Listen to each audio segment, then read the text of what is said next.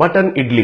नारायणपुर के गांव में भीम कहकर एक आदमी कैटरिंग सर्विस का व्यापार चलाता था। भीम जो भी पकाता था वे बहुत स्वादिष्ट रहते थे। उस गांव में छोटा हो या बड़ा जो भी फंक्शन होता था भीम को ही कैटरिंग के लिए बुलाते थे। भीम को खाना पकाने में उनका परिवार बहुत मदद करते थे। उनका पिता सांबार तैयार करने में स्पेशलिस्ट था। माँ तो बिरयानी पकाने में स्पेशलिस्ट थी। वैसे ही उनका भाई लोग भी खाना पकाने में उनका मदद करते थे। वही गांव में राजा सिंह कहकर एक जमींदार रहता था। राजा सिंह बहुत पैसे वाला था। उनका गांव में अच्छा नाम के साथ साथ बहुत सारे संपत्ति भी था।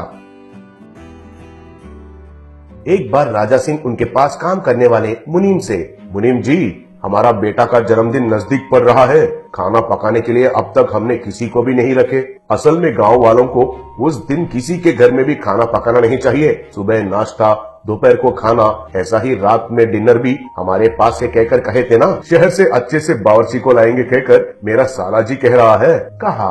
तब मुनीम, मालिक, शहर से क्यों लाना है? और आपके साले जी के बारे में कहना है तो पिछले बार एक छोटा सा पार्टी अरेंज करने के लिए कहा और कूल केक आइसक्रीम जैसा बन गया। इतना देरी किया था। ऐसे वालों को काम सौंपना ठीक रहेगा क्या? और एक बार सोचकर बताइए, कहा। तब राजा सिंह के साले जी कन्ना को बहुत गुस्सा आया। तब मुनीम, मालिक, हमारे गांव में भीम कहकर एक बावर्ची है। अगर वो खाना बनाना शुरू किया तो उनका गंध तो बगल वाले गांव तक पहुंचते हैं। असल में बहुत देर से आपको बच्चा पैदा हुआ और आप उनका जन्मदिन बहुत धूमधाम से मनाने के लिए सोच रहे हैं ना। मेरा सलाह ये है कि अगर भीम को बुलाएंगे तो खाना तो बेहतरीन पकाएगा, कहा। तब राजा सिंह ठीक है कहकर मान लिया। एक दिन राजा सिंह भीम के घर गया।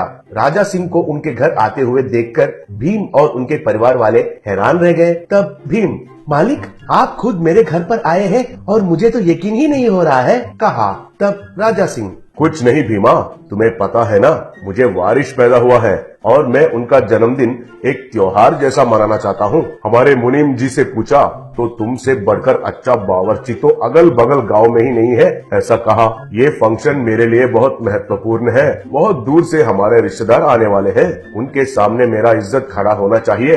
ऐसा ही गांव वालों को हमारे महानता के बारे में पता चलना चाहिए। इसलिए मैं खुद कैटरिंग ऑर्डर देने के लिए इधर आया हूँ। सुनो, हमारे गांव वाले सब नॉनवेज पसंद करते हैं, इसलिए सब तरीके के नॉनवेज आइटम्स उस दिन रहना चाहिए। ब्रेकफास्ट से लेकर डिनर तक सब कुछ हमारे पास ही होना चाहिए। अगर कोई भी आइटम अच्छा नहीं है और किसी ने भी अच्छा नहीं कहे तो तुम्हारा पेमेंट नहीं दूंगा। अगर सब आइटम्स अच्छे रहेंगे तो तुम्हें डबल पेमेंट देता हूँ, कहा।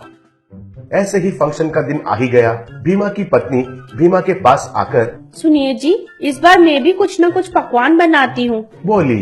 तब भीमा, तुम्हें एक बार कहने से समझ में नहीं आता है क्या? हमारा रसोइया का परिवार है, इसलिए हम खाना अच्छा से बना सकते हैं। तुम्हें कोई पकाने की जरूरत नहीं है, लेकिन पहले जाकर उन सब्जियों को तो काटो। ऐसे ही उस चटनी का काम नजदीक से रहकर देखो, कहा।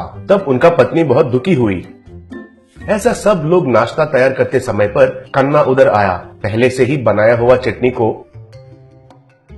कोई भी देखे बिना नीचे फेंक दिया।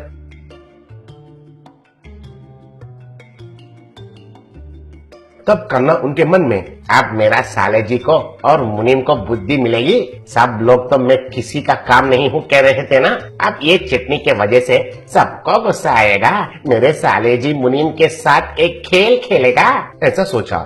कुछ देर के बाद चटनी को नीचे गिरा हुआ देखकर भीम, अरे अरे अरे, चटनी ऐसा कैसे गिर गया, कहकर चिल्लाया। तब परिवार वाले उधर आए। तब भीमा, अरे अब कैसे? चटनी तो गिर गया और एक आधे घंटे में तो अतिथियां आ जाएंगे और चटनी तैयार करने के लिए सामान भी नहीं बचे, कहकर दुखी होने लगा। तब भीमा की पत्नी, सुनिए जी, मेरे पास एक सलाह है।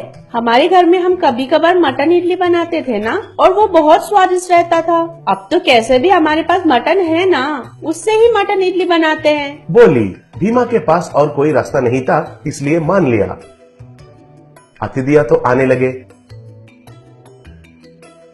भीमा की पत्नी एक कढ़ाई लेकर उसमें इडलियों को रखी और उन इडलियों के ऊपर मटन करी डालकर इडलियों को अच्छे से फ्राई करके आने वाले अतिथियों को खिलाई।